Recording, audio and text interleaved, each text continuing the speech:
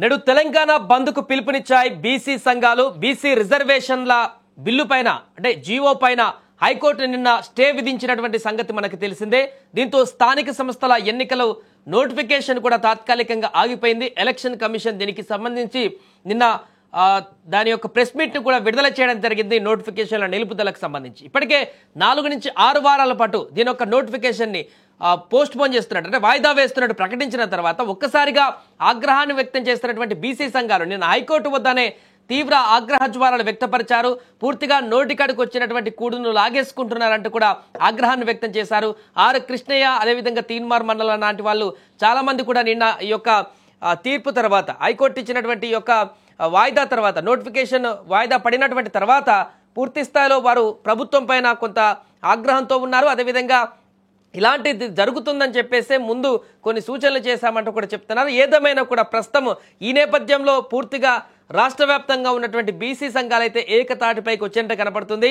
ముఖ్యంగా తెలంగాణ రాజ్యాధికార party Teenmar Mallanna party ఆయన కూడా ఈరోజు తెలంగాణ బంద్కు పిలుపునిచ్చారు. అలాగే ఆర్ కృష్ణయ్య కూడా ఈరోజు తెలంగాణ బంద్కు పిలుపునిచ్చారు. 42% రిజర్వేషన్లు దక్కే వరకు పోరాటం ఆపేదే లేదంటూ కూడా బీసీ నాయకులు స్పష్టం చేస్తున్నారు. ఈ నేపథ్యంలో ఈరోజు బంద్ అయితే కొనసాగుతుంది. రాష్ట్రంలో రవాణా వాణిజ్య కార్యకలాపాలపైన దీని యొక్క ప్రభావం పడేటువంటి అవకాశం కనిపిస్తుంది. హైకోర్టు విచారణ సమయంలో బీసీ సంఘాలు భారీగానే అక్కడికి తరలి వచ్చాయి.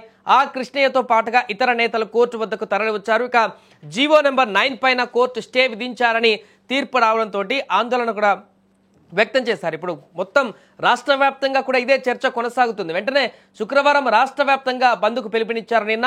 దీంతో తెలంగాణ రాజకీయం మరోసారి ఆసక్తికరంగా మారింది. స్థానిక ఎన్నికల నిర్వహణ సందిగ్ధంలో పడ్డాయి ఇప్పుడు. అయితే బీసీలకు రిజర్వేషన్లతో ఎన్నికలు నిర్వహిస్తామని కాంగ్రెస్ చెబుతోంది. ఈ నేపథ్యంలోనే హైకోర్టు తదుపరి విచారణ ప్రభుత్వం తీసుకోబోయేటువంటి చర్యలు ఎలా ఉంటాయేమోనని ఇప్పుడు రాష్ట్ర ప్రజలు ముఖ్యంగా బీసీ సంఘాల నేతలు అదేవిధంగా బీసీ వర్గాలందరూ కూడా ఆసక్తిగా ఎదురు చూస్తున్నారు. సో ఇది తెలంగాణ వ్యాప్తంగా ఇప్పుడు ఒక్కసారిగా రాజకీయ మలుపు తిరిగింది. ఈ యొక్క అంశం అనేది బీసీ రాజకీయం ఇప్పుడు పూర్తి స్థాయిలో అన్ని పార్టీలలో కూడా బీసీ రిజర్వేషన్ బిల్లుకు సంబంధించినటువంటి రాజకీయం అయితే మరింత హీట్ను పెంచింది. దీనికి ప్రభుత్వం ఎలాంటి ముందడుగు వేస్తుంది, ఏ రకంగా ముందుకు వెళుతుంది, ఎట్లా దీన్ని ముందుకు తీసుకువెళుతుంది అనేది చూడాల్సిన పరిస్థితి ఉంది. 3 మార్గాలైతే ఖచ్చితంగా కనిపిస్తున్నాయి. ఒకటి, ఈ యొక్క వాయిదా పర్వం పూర్తయిపోయే వరకు కోర్టు గైడ్లైన్స్ ఇచ్చే వరకు వేచి చూడడం ఒకటి, అదేవిధంగా లేదంటే 2 గవర్నర్ల వద్ద బిల్లుని సంతకం చేయించేలాగా చేసి తర్వాత బిల్లును పాస్ చేసుకోవడం ఇంకొకటి, లేదా కేంద్ర ప్రభుత్వం దగ్గరికి వెళ్ళి అక్కడ కేంద్ర ప్రభుత్వంతో మాట్లాడి అక్కడ సంప్రదింపులు జరిపినటువంటి తర్వాత దీనికి సంబంధించి ఒక నిర్ణయం తీసుకునేటువంటి అవకాశం కనిపిస్తుంది. ఏదేమైనా కూడా ప్రస్తుతం ఈ రోజు అయితే తెలంగాణ బంద్కు పిలుపునివ్వడం జరిగింది. చాలా రోజుల తర్వాత తెలంగాణ బంద్ అనేటువంటి ఒక అంశం అయితే ఇప్పుడు తెరపైకి రావడం జరిగింది. బీసీ రిజర్వేషన్ బిల్లుకు సంబంధించి నెలకొన్నటువంటి ఈ యొక్క సందిగ్ధత నేపథ్యంలో బీసీ సంఘాల ముఖ్య నేతలందరూ కూడా ఈ యొక్క బంద్కు పిలుపునిచ్చారు. మరి బంద్ తర్వాత బంద్ ఎలా కొనసాగుతుంది, బంద్ తర్వాత బీసీ సంఘాల నేతలు ఎలాంటి కార్యాచరణ తీసుకోబోతున్నారనేది కూడా చూడాల్సి ఉంది.